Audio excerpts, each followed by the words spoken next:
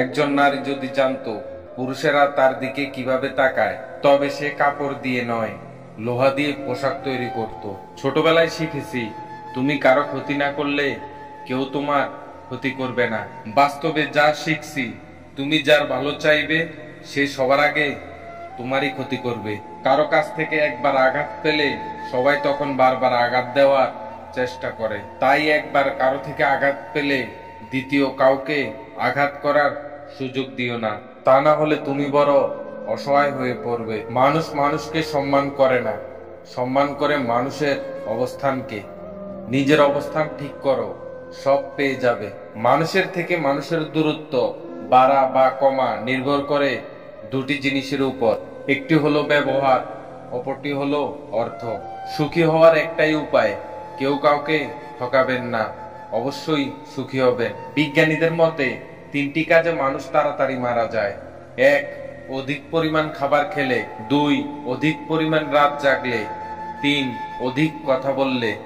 মেয়েরা পুরুষের রূপকে কখনোই গুরুত্বের সঙ্গে বিবেচনা করে না, তারা গুরুত্ব দেয় পুরুষের অনুভূতি প্রবণতাকে। যার অনুভূতি যত প্রবল সে ততই আকর্ষণীয়। একটা মেয়ে তার বিয়ের সময় সবই পায়, শুধু তার প্রিয় মানুষটিকে ছাড়া। টেনশন আর মানসিক চাপে তারাই থাকে যারা নিজের থেকে প্রিয় মানুষটির কথা বেশি ভাবে। ভালোবাসায় থাকে যদি প্রবল বিশ্বাস, কোনো সন্দেহই করতে পারবে না সম্পর্কের বিনাশ। চাইলেই ছেড়ে যাওয়া যায় না, সেটা সম্পর্ক হোক বা জীবন।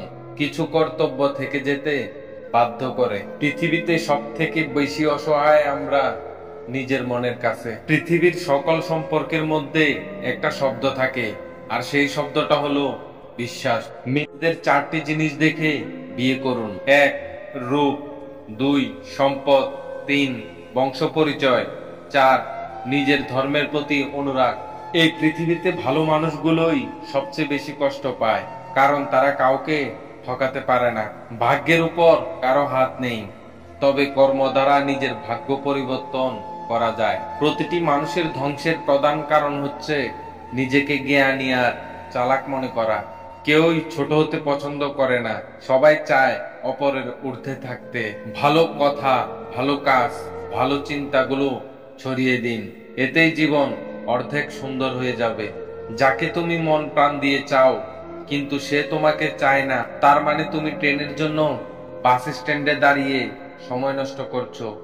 সবচেয়ে কাছের মানুষরাই যখন খোঁজ নিতে ভুলে যায়, তখন একা থাকতেই সবচেয়ে বেশি ভালো লাগে। রাগ আর অভিমানের মধ্যে পার্থক্য কি? প্রথমটা সবকিছুকে ফুরিয়ে ফেলে, আর দ্বিতীয়টা শুধু নিজেকেই পোড়ায়। নিজের জন্য সেদিনই বাঁচতে শিখবে যেদিন কারোর সাথে বেঁচে থাকার স্বপ্নটা আর থাকবে না। হাতের উপর হাত রাখা সহজ, কিন্তু সে হাত দায়িত্বের সাথে সারা জীবন বহন করা খুব কঠিন। ভালোবাসাটা ধরে রাখতে পারলাম না প্রিয়, টাকা ও বেকারত্বের কারণে।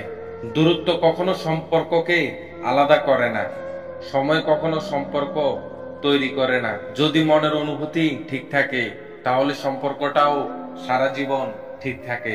যখন খুব বেশি মন খারাপ করবে তখন বাড়ির ছোট সদস্যদের নিজের কাছে ডেকে আনবেন। তাদের নিষ্পাপ হাসি, দুষ্টুমি, এলোমেলো কথাগুলো এক নিমিষেই মন ভালো করে দিবে।